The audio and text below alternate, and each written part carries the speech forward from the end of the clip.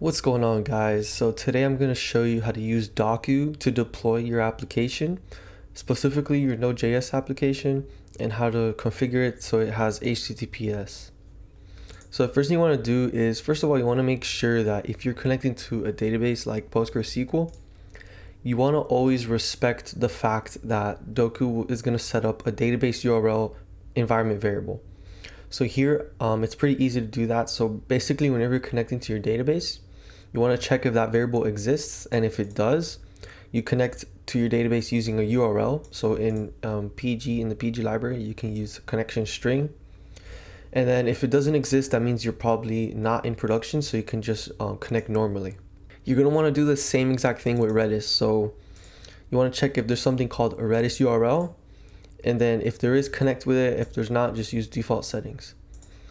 You're also going to want to respect the fact that there's going to be a port environment variable. And so this port environment variable will most likely be 5000. So you could either do this manually or let Dokku set the port variable and just respect the fact that there will be a port variable. And of course, you're going to want to make sure that you have trust proxy set to 1. And then after all these things are checked, there's one last thing you need to do. And whether you're in a mono repo with Yarn workspaces or just in one project, you need to make sure that your package.json has a script called start, and that this starts your server, because this is what Dokku detects, and it's automatically going to run start to start up your application. So now let's just jump right into it. I'm going to just create a droplet right here in DigitalOcean. And I'm going to go to the marketplace and look up Dokku. And here we are, we got Dokku. You can use the default settings. And I'm going to select my SSH keys. And this is not going to be an SSH video. But here, if you don't have an SSH key in your DigitalOcean account, you would click new SSH key and add it here. Give it a name. If you don't have one, you can go to GitHub and look up how to get an SSH key. Or you can just run the command over here.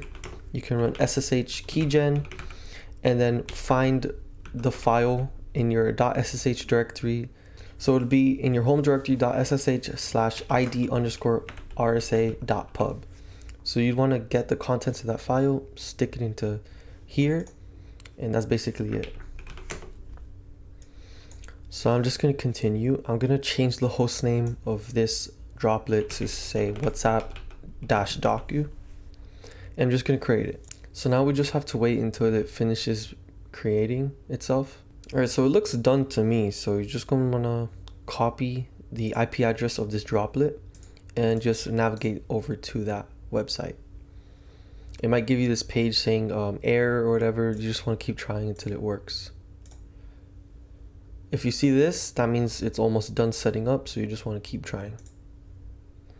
And now that we're here, if you set up your SSH key previously, it should be here. This will be the host name of the droplet right here. We'll change this later, don't worry about that. The only important setting for now is use virtual host naming. So basically, do you want your applications to be accessible by the port? So the domain.com:port, and then a different port for each application. In our case, we're only doing one application, but obviously you can do more than one using Dokku. Or when using virtual host naming, would you want it to be a subdomain? So for example, WhatsApp clone or domain.com. I'm going to use virtual host naming because it seems to me to be a little more elegant. So that's what I'm going to use. So now it's just going to redirect us to the documentation. And we'll look at this now. But first thing you want to do is get this IP address and go over to your terminal and run SSH. And we're going to log into the root user on our droplet, and you just paste in the IP address. You're not going to need a password because we're using SSH keys. All right, so now we're set up and we can just start creating our application. So the first thing we want to do is obviously create an application and initialize a Git repository using Dokku. So here you can just run Dokku apps, and if you don't know what to do, you can just run apps and it shows you all the commands you can run. So in our case, we're going to create an app, so it would be Dokku apps:create, and then the name of our application, which would be WhatsApp-clone. Just like that. And now we can create a Git repository. which will be more like a remote repository that we can push to. So here we do Dokku git, and here we can see all the commands. So we can do Dokku git initialize, and then the name of our application, which is WhatsApp-clone. So now it's set up with a Git repository, and we can actually push to this repository and it would automatically deploy our application. But before we start doing that, first of all, we want to actually set up PostgreSQL and Redis in here. If you're not interested in that, I suggest you just skip ahead a little bit, but I'm going to show you how to set up databases in Dokku. So it's really easy. Okay, all you have to do is scroll down here to the documentation, and where it says plugins, I'm going to open that in a new tab. And here's a list of all the official plugins that they support. So we're going to use the Postgres plugin and the Redis plugin. And it's really easy. You just go to the installation section, copy the command, paste it in. All it does is run plugin install with the Git repository, and it names it Postgres. So we just do that. And I'm going to copy over the Redis command to install that. And we can just close these tabs right now. So I'm just going to wait for this to finish. So that took like a minute or so. I'm just going to paste in the other command to install Redis. And this is really not, it's just installing a plugin so then we can create our databases. So now we just want to link our Redis database and our Postgres database to our application. And when we do the linking, all it does is it creates a process environment variable in our application called database URL and Redis URL. And so that's all it really does, really. So first of all, we want to create a Postgres database. So we do Dokku Postgres :create, and then the name of our database, I'll name it WhatsApp DB. So now that that's done, I'm gonna go over here into my server package, and I'm gonna copy this this query right here, and it's just to create the table that we need for our database. So then we would do Dokku Postgres :connect, and then we're going to connect to the WhatsApp-DB, and we're just going to paste in this SQL command, and then we can exit out of that. And now we want to link PostgreSQL to our application. So we do Dokku Postgres :link, and then we link the WhatsApp DB to the WhatsApp clone. So you're linking this database to this app. That's the syntax for that. And so we're going to want to do the same thing for Redis. So we would do Dokku Redis :create, and we'll name it WhatsApp-Redis. Then we do Dokku Redis :link, and we're linking WhatsApp Redis to WhatsApp clone. And so now we have our databases all linked up, so we can actually deploy our application now. So let's go over here to our local environment, and I made some changes in my project, so I'm going to commit them. So I'm going to do commit, and I'm just naming it this commit message right here. And so we're all set. If you notice, we're on this prod branch in our local environment, and so it's really easy if you want to make it so that when you push to the prod branch, it pushes to production, because by default, when you push to the remote Dokku master branch, it'll push to production. But let's say you want to do it so that when you push to prod, it deploys your application. So you can just go here, and so I don't mess this up, they have this documentation here, and it's somewhere over here. Okay, here in deployment methods, it says git deployment, and then here it's going to give us what we need to do. So that would be down here. It's this command right here. So it's Dokku git :set and our application. So we're going to set a setting in Git for our application. And then the setting name is deploy branch. And you want to make sure that you do this before you actually deploy your application. And then you give the name of the branch. So our branch's name is prod. So now whenever we push to prod, it'll just deploy. So now over here, we're just going to need to add a remote repository, which is basically our Dokku repository. So here we can do git remote add, and we'll give it the name Dokku. You can name this prod, whatever you want. We're just going to name it Dokku in this case. And you can give it an SSH URL. So that would be the Dokku user, and then the IP address of your droplet. So here we're going to copy this, And then after that, you give it colon and then the name of your application. So for us, that would be WhatsApp-clone. So now all you have to do to deploy is do git push Dokku and the name of the branch. So we're going to push the prod branch over to our Dokku remote repo. So now it's going to go through the whole build process. And there is one thing I forgot to do, and I'll show you right now while this is doing its thing. Over here in my server, I have some environment variables that I forgot to set up. Oops, what did I just do? I don't want to do that. Okay. There's something I forgot to do, and that's setting the client URL environment variable and the cookie secret. So I might get an error, but it should still deploy. So I'll just make sure to set this up after it deploys. And that's actually going to be good, so I can show you how you would set up an environment variable using Dokku. And it's very easy. It's going to take a while for me because I'm doing a mono repo, so it's going to install the dependencies for my React frontend as well, which is not really something I would want. So if anyone knows how to prevent Dokku from doing this or deploying a mono repo in a better way, please let me know. But for now, this is what has worked for me. Okay, so it just finished deploying, and I'm gonna go over to this SSH terminal, and I'm gonna set these environment variables. So to do that, all you'd have to do is go in here and type in. Okay, so for some reason my terminal freezed and it wouldn't let me type. But yeah, you would just go here and do Dokku config :set and then the name of your application. So mine is WhatsApp-clone. And here you would type in all the environment variables that you want to set. So here you want to set client URL to this URL right here. So I'm just going to copy that over.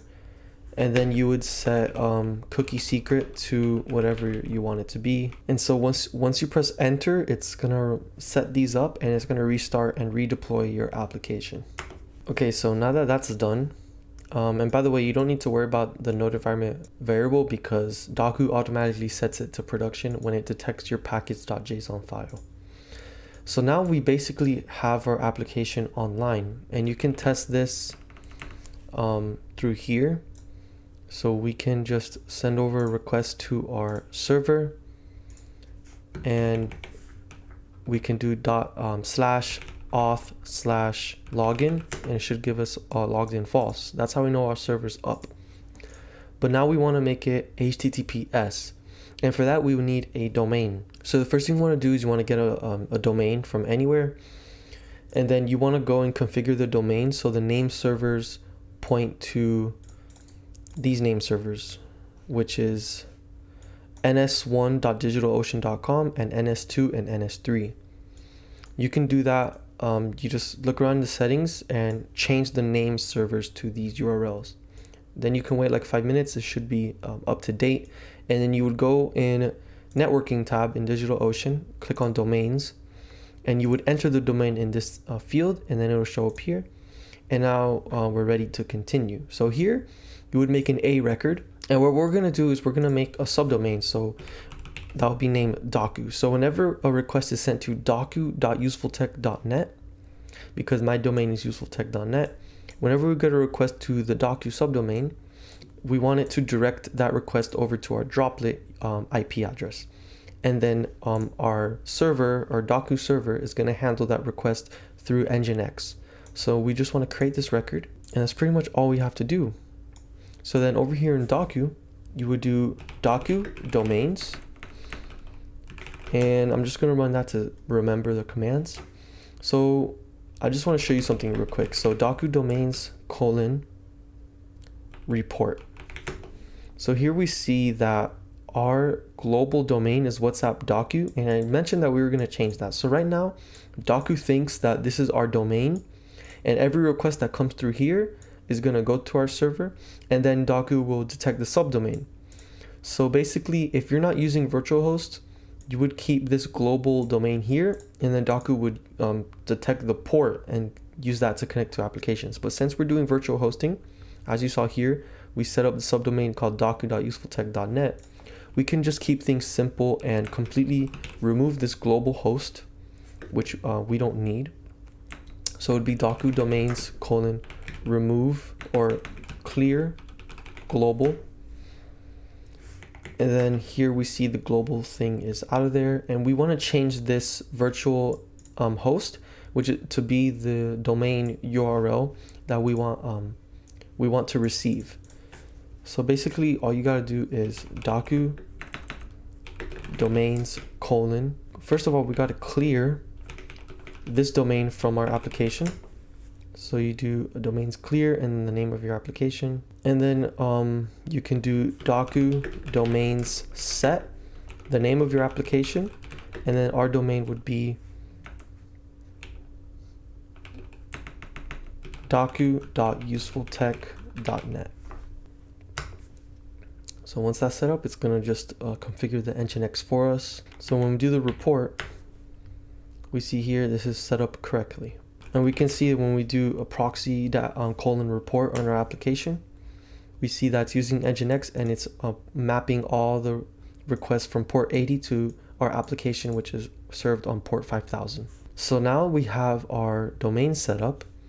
So we can test that out by just running a curl command on http://dokku.usefultech.net/auth/login. And here we get logged in false. That means we're accessing our application through this link right here.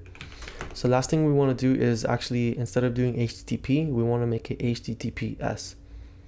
So to do that, we would just go back in the Dokku documentation and go back to the plugins section. And I clicked clients by accident, so plugins. And then you want to look for the Let's Encrypt plugin. Then you would just want to run this installation command to install the plugin. And so down here, it tells us how to use it. So first we will have to set an environment variable called Let's Encrypt email. So we're going to follow this command. It'll be Dokku config:set with the node restart flag, because we don't need to restart or redeploy our application for this. And we type in our application's name, and the environment variable is called Dokku Let's Encrypt _email equal to, and I'm just going to put in my email. And I forgot the L in email, which is, you don't want to forget the L. And I'm just going to set that up. So now all we have to do is Dokku Let's Encrypt :enable and our application's name, and it's going to handle the rest for us. So I'm actually editing this video, and I noticed that I forgot to show you one more thing. So basically, the Let's Encrypt certificate that enables your website to use HTTPS is gonna expire every 90 days. So you're gonna want to have to renew that every 90 days. You could either do that manually by running the Let's Encrypt auto renew command, or you can just set up a cron job so it does it for you and you don't have to actually go back into this server. So to do that, you would run Dokku Let's Encrypt cron -job and then --add. So now that that's done, our application is using HTTPS, and it automatically went into the Nginx and configured everything for us. So now when we run Dokku proxy :report, here we see our WhatsApp application is accepting HTTPS request. And we can test that out by doing curl https dokku.usefultech.net/auth/login. And we should get logged in as false, and everything's good. So now we can go here to Netlify, and I'm using that for my front end. And we'd go into the site settings down to build and deploy. And we're gonna need to change an environment variable here. And in my application, it's called React App Server URL. Just make sure you set it to HTTPS and then your Droplet URL. Then after that, you're just going to want to go to deploys and trigger a deploy. And so after that, it's going to redeploy your front end, and it's going to have the environment variable inside of your front end. So now we can see that when we refresh the page, we get no errors in the console. And when we try to log in, our server's working, we're responding to our backend because it's telling us that that account doesn't exist, and we can create an account here. Everything works as expected, and when we refresh the page, we're still logged in and everything is working. So yeah, that's how you deploy your full stack application using Dokku and getting it to work with HTTPS. And now this is super useful because now whenever you make a change to your server, all you'd have to do is commit to the prod branch, and then you would just do git push Dokku prod, and then it will just redeploy your entire application. So yeah, I hope you learned something from this video. I hope you enjoyed watching it as much as I enjoyed making it, and I hope you have a great day. Thanks for watching.